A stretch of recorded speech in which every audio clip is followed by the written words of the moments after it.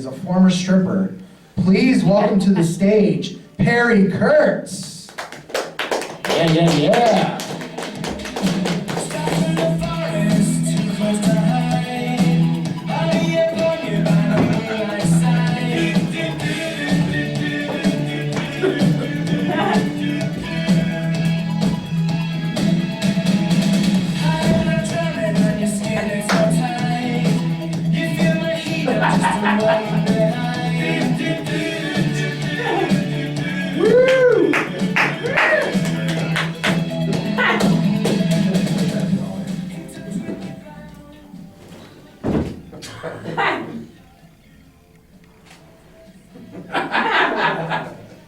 That's enough, dry up.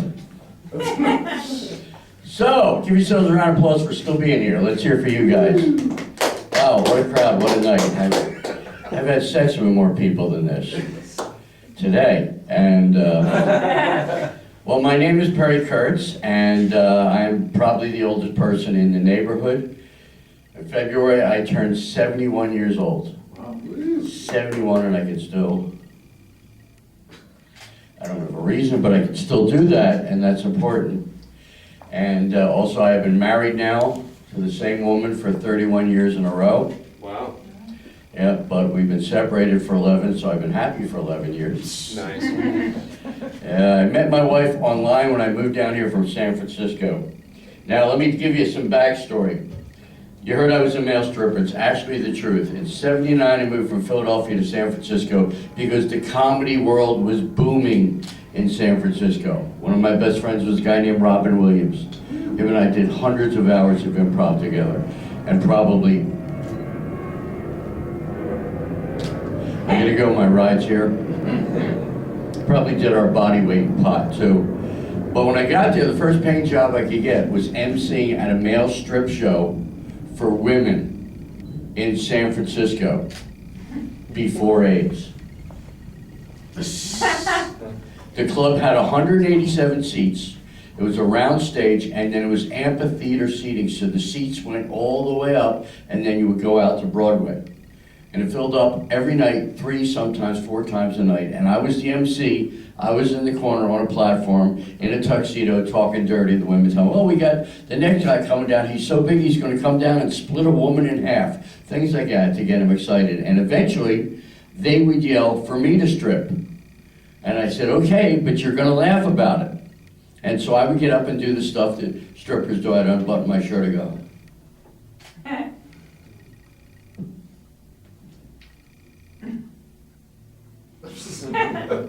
Tweaking nipple, stuff like that.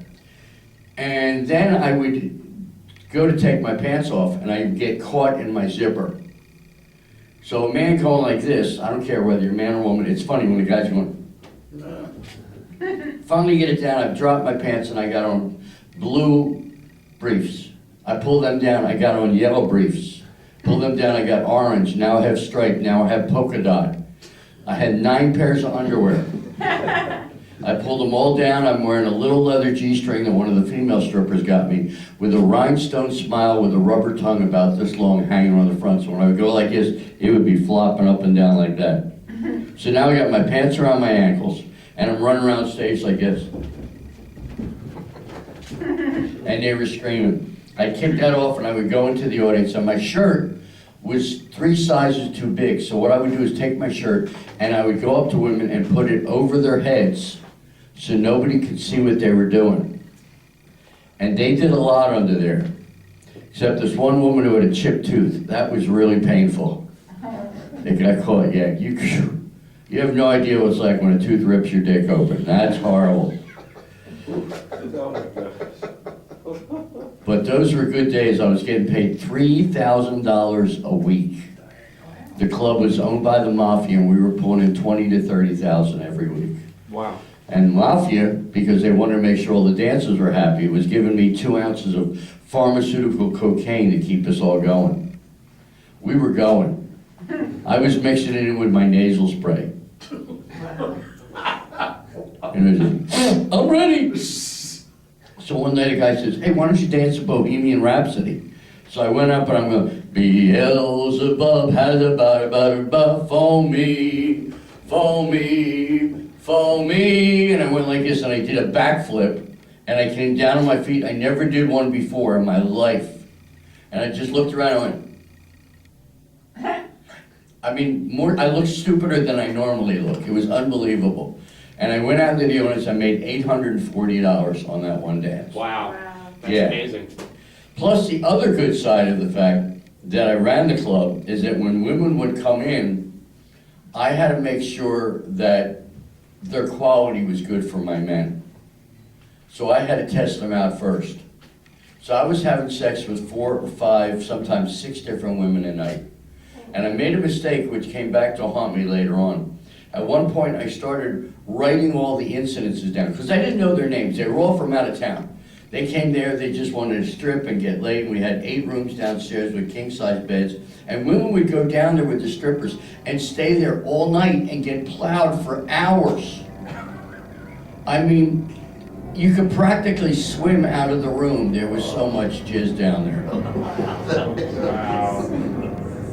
So I made a mistake of tracking what was going on. I took a notebook, one of those brown cardboard paper spiral notebooks, and I wrote down the incident, what happened, what she said, or what she wanted, or if she had a mark on her back or whatever.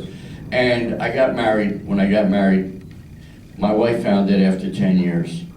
And she holds it up, she says, "You were with 234 women in 2.5 years?" I said, "Yeah." She says, "You're a whore." I said, "I'm a whore. Didn't you used to fuck your cousins?" She closed the book, she goes, "You got me," and she just walked out of the room. She eventually destroyed the book. But those are the good days. Then AIDS came out, and I decided to leave. But while I was there, during that time, I got to meet a lot of famous people because it was a big club. I had dinner with Bill Cosby 7 times, and he was an asshole. Oh. All the way to honey, sweetheart, he was smacking him on the head. Hey, little tits, you know, he was just a dick, a real asshole. And one night he had a beautiful blonde actress with him, and she got up to go to the bathroom, and when she got up, he reached over and dropped a white pill into her drink. She came back, she drinks it, and she goes, "I'm so tired." She falls asleep at the chair, right on the table there. He gets up, goes over to the dial phone. Anybody remember when there were dials on the wall? Oh, yeah. That's how long ago it was. He dials the phone, a limo pulls up, 3 guys get out of the car, they pick her up, and they're swinging her arm around like she's awake, and one guy's going, "Put me down, put me," trying to make it look like she's conscious. They take her, they put her in the limo, they get in, they drive away. And you go, "So I was playing in Harrisburg last week," and like nothing even went on. This is the way the guy was. And then about 20 minutes later, Rodney Dangerfield sat down. And I became friends with Rodney, and he was great. Man, he had some great pot. Do we have any pot smokers here? Go, what? What? Just on this side of the room? All right.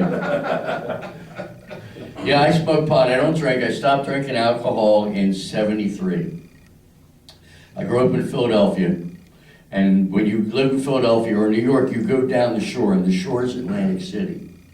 And I would go down the shore, and because I have a sweet tooth, I gravitated towards Southern Comfort, which is like straight sugar.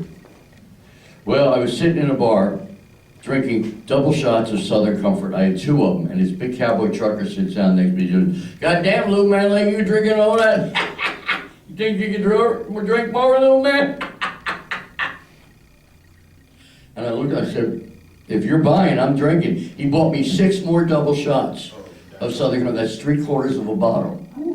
Now, I'm a little guy, I'm a little under 6 feet tall. I'll tell you when it's a fucking joke.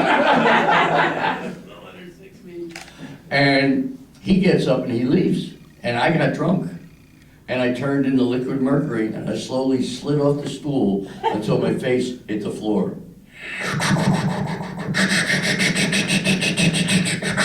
No.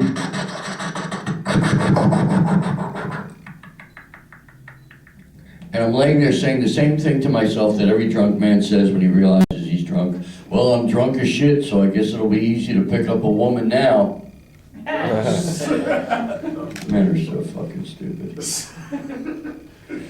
Well, I got up, I walked out of the bar, like this.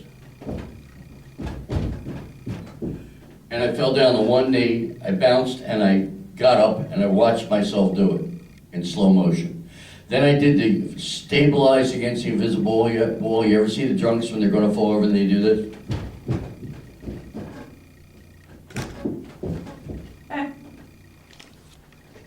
And it works, and I went into the bar. Women are dancing, I'm trying to get women to dance with me. They didn't understand me because I couldn't understand me. I'm basically going, what? But me, but you, bitch. Woman goes, I took that to mean no. Last thing I remember, I went into the corner, I was talking to a little girl with really big hair. Back in the 70s, they had these big, giant, square haircuts. And she's just staring at me. But she's not pushing me away, she's just staring at me like this. And I got upset. I walked out of the bar, I went across the street, and I stood on the end of the dock looking down at the Atlantic Ocean. I'm watching the waves come up as high as I was, and I'm crying, nobody wants me. I'm gonna be alone forever. I'm just gonna kill myself. And I stepped off the dock. What I didn't see that was 6 feet down, sticking out, was another dock. With a big metal railing around it. It was a Coast Guard dock. And I fell and my head hit the metal railing, and I'll never forget that clang sound. Clang! I woke up in jail and there's 12 guys looking at me in the jail cell. And I got a lump on my head the size of a baseball. My friend bails me out, tells me that I climbed two 10-foot chain link fences to get to the dock. I was drunk, but I was focused, and that's what's really important in life. You gotta know what you want and go for it. So he picks me up, we're in the car, and I got this giant lump on the side of my head, the size of a baseball. And I go, oh God, this is killing me. He says, what do you remember? I said, well, I remember this guy buying me a bunch of shots, and then I remember talking to this girl with big hair. He goes, girl with big hair? You're on your knees talking to a bar stool. So I stopped drinking and became a comedian. Yep, and I've been very fortunate. I've been on television, I've had commercials, I've been on the Late Late Show and America's Got Talent. I've had like comedy clubs all over the country, and I've done nothing but comedy to make a living. Supported my wife and her 3 kids. Like when I got married, she had 3 kids that didn't know their fathers. So I married her specifically to be a father and raise these kids. And now I have a 17-year-old daughter. And I'm gonna leave you with this. My 17-year-old daughter, when she was 13, she told me she was gay. We were sitting in the car and she said, Dad, I'm gay. I said, so you're a lesbian? She goes, yeah, that's what they call them. I go, honey, I've been around, I know the words. What made you decide to become gay? I don't want to be out there sucking dicks. I'm good with this. This is very good. I don't want to be out there sucking dicks either. Now I look like a lesbian. So the good thing is she's been in a relationship with the same girl for 3 years, which I'm very happy about.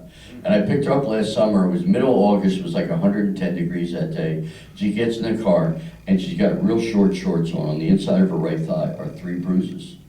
So a natural question, honey, what are those bruises on your legs? She goes, oh, they're hickeys. And I'm driving the car and I went, oh, okay. So you're having oral sex? And she goes, yep. All right, that's great. And she looks at me and goes, Dad, does it bother you that I get more pussy than you do?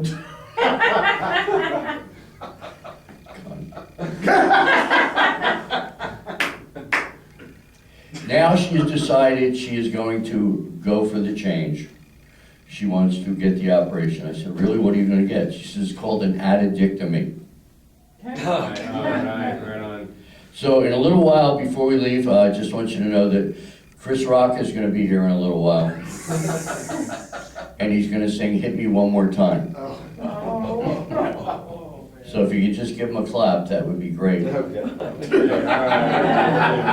I'll leave you guys with the only joke I've ever written. As you can see, my life is just stories. I just talk about real things. And I've learned how to tell them so that people laugh at my pain, which is important, right? Erin, you know what it's like. Yeah. You know, and Erin, you were great up here. You look good. Thanks. I mean, even for someone who's 40. Just play along. Okay. I love the way that just rolled up. Okay. You ever been masturbating on your mother's pillow?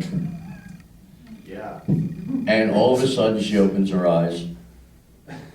Oh. Well, your mother told me to tell you that she still loves you. And I think I owe you $1.50. Anyway, I'm Perry Kurtz. Google me, see what I've done. Thanks for being here and filling this room. Have a good night.